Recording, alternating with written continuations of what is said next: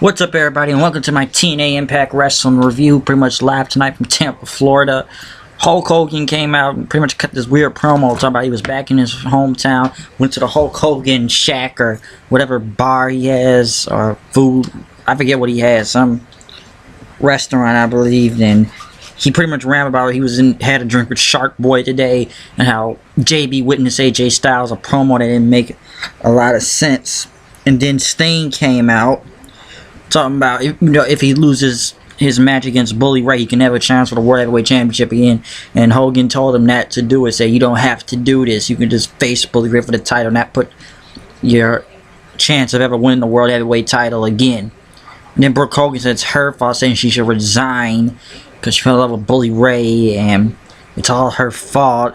And then Bully Ray came out pretty much saying it's still in love with Brooke Hogan and telling everybody to shut up and why this company is bad now. Aces and Eights have taken over and they pretty much blame Brooke Hogan for falling for her. And then it was too much happening.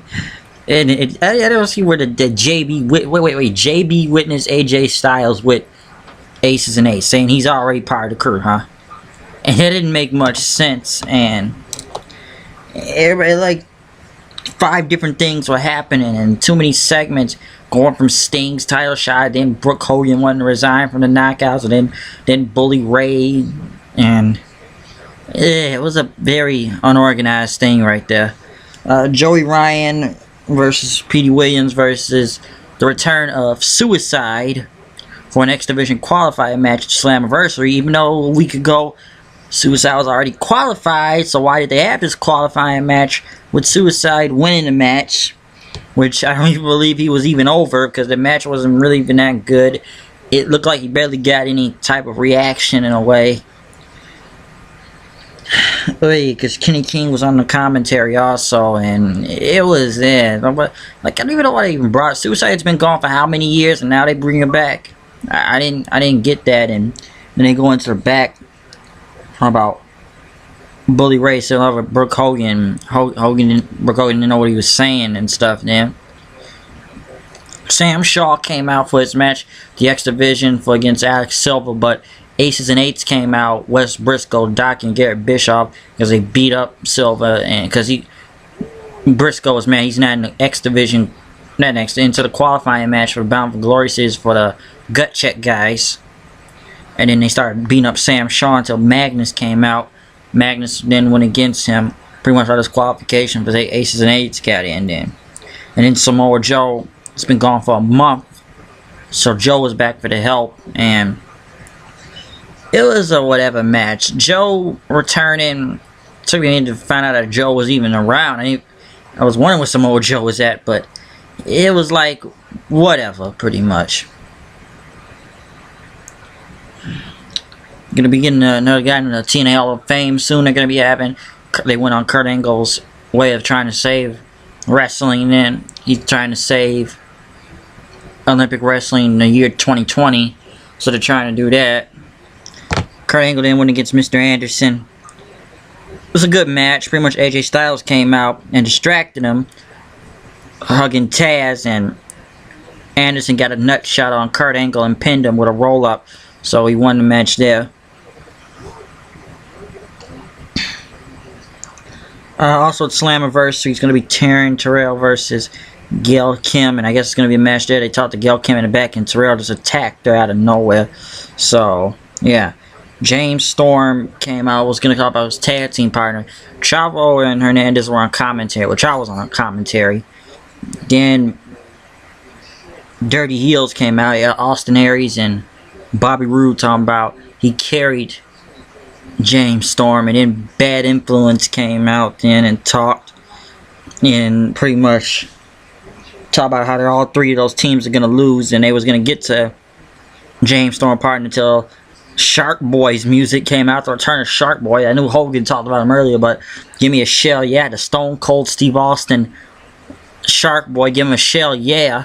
What chance kept happening? Say he should be James Storm's partner. Then Robbie E came out talking about bros and beer and stuff, wanted to be his partner. Until out of nowhere, Gunner got in the ring. The return of Gunner. Gunner pretty much got in the ring and attacked both Shark Boy and Robbie E, taking them out. And now he will be officially James Storm's partner. It was a good segment, but return of Gunner was kind of good. I almost got Gunner was even around, so maybe he's gonna put Gunner somewhere. So we'll see how that goes if they put him somewhere. Then Sting was on Joseph Parks in the back. Since TNA moves back to their regular time, their old time slot next week, instead of being an hour early, it'll be back to its old time slot. And pretty much Sting wanted a bitch because next week they gotta fight the Dudleys, but pretty much Joseph Parks was gonna be his partner then. So Joseph Parks and Sting are gonna go against the Dudleys. Pretty much they kept using kayfabe, so that was kind of funny. Mickie James then went against Velvet Sky for the Knockouts Championship. Velvet Sky's leg was hurt, so the match pretty much went on. And pretty much Mickie James won the match, hitting the leg, then hitting a DDT. So it was a whatever match. So Mickie James is the new Knockouts champion now. So that's, I guess, some big news right there, if you want to say that.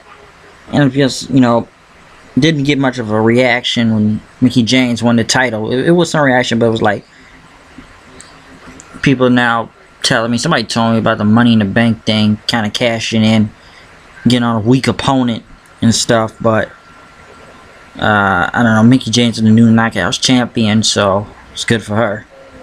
And then the ending segment, Aces and Eights came out to give AJ Styles his cut.